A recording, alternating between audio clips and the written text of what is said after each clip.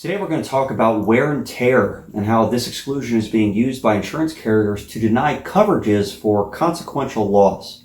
So for today's example, we're going to discuss a roof claim that has wind damage on it. The carrier has agreed that wind has occurred and has agreed to replace a handful of individual shingles.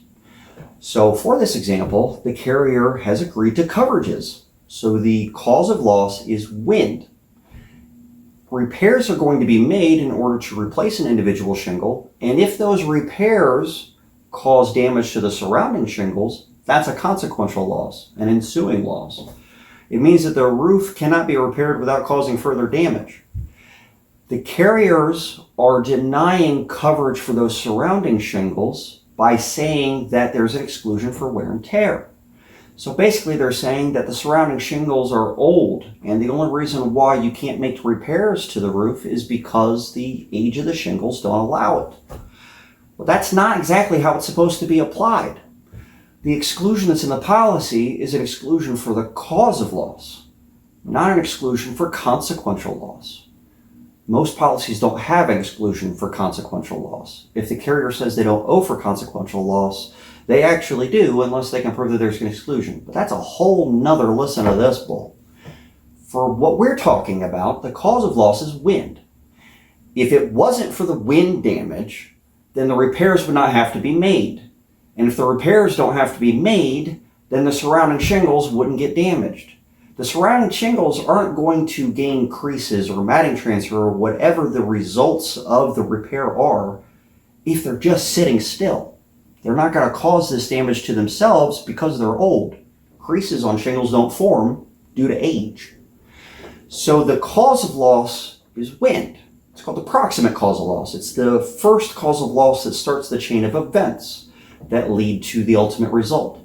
If I replace this shingle and I cause further damage, that consequential loss is covered as long as the original cause of loss was covered.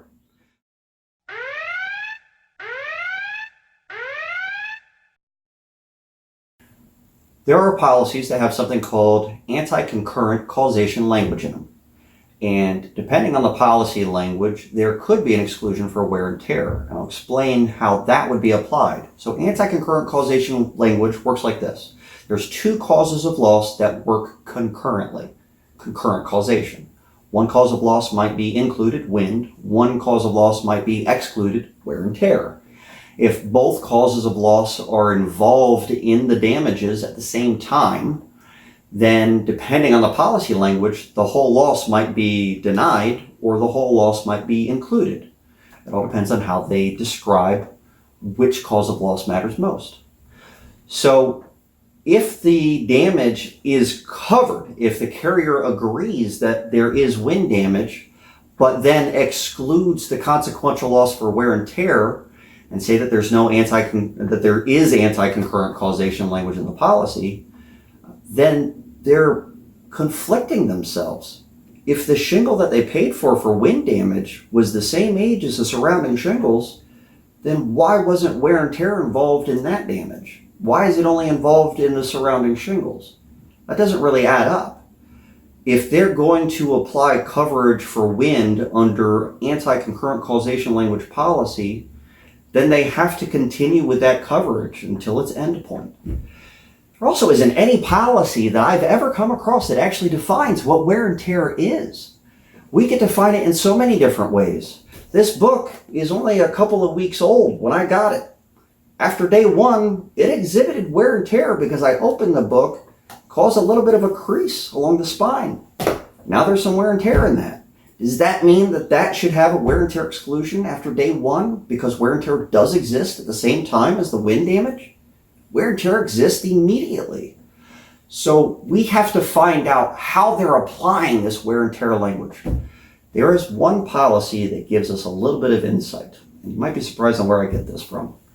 The Farmer Smart Plan at the end of the policy has notices that are provided to the insured. And in these notices, they basically describe scenarios and explain to the homeowner how the policy is actually going to be applied.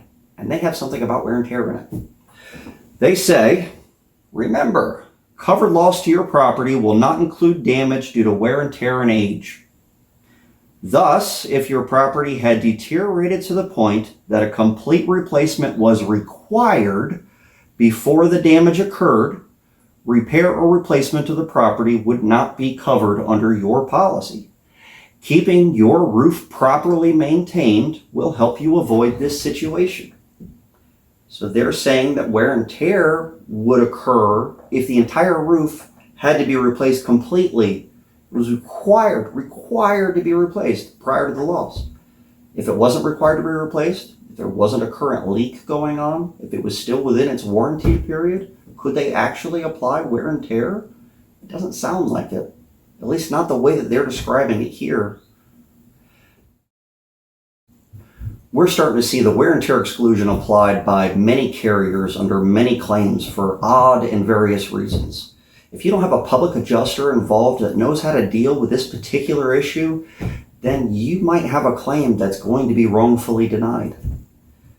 You need to get us involved as early as possible in the claim so that we can handle it from the beginning and make sure we don't even get to that point. Let us deal with the bull.